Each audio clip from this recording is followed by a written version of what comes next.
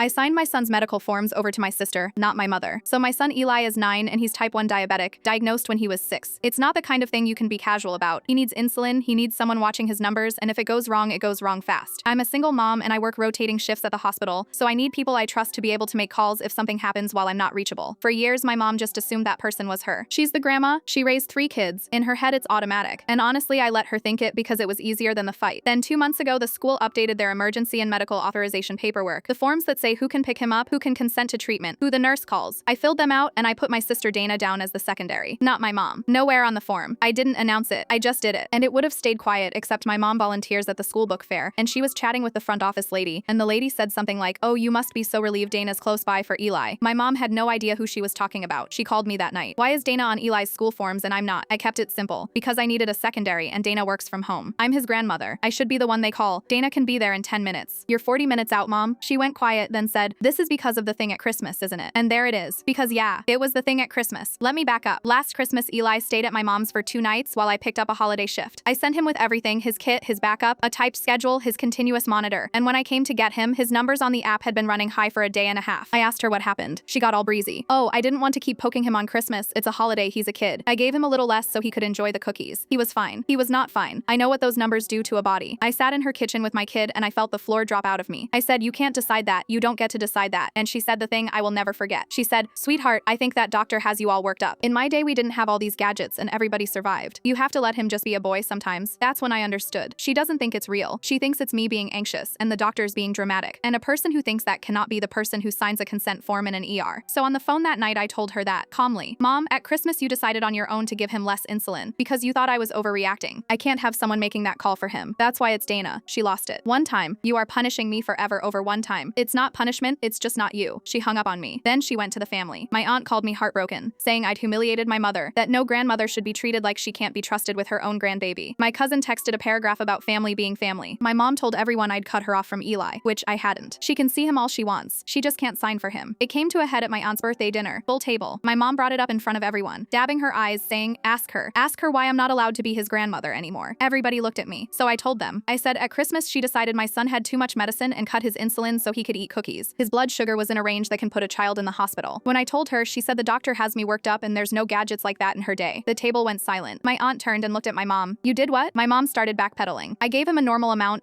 You just said it was one time," my aunt said. "One time what?" And my mom didn't have an answer that wasn't the answer. I put my fork down and said, "She's on the visit list. She'll never be on the medical one. That's not up for discussion at a birthday party." Then I asked my aunt to pass the potatoes. My mom hasn't asked to keep Eli overnight since. She asks me to bring him to her now, and she waits for me to hand her his kit.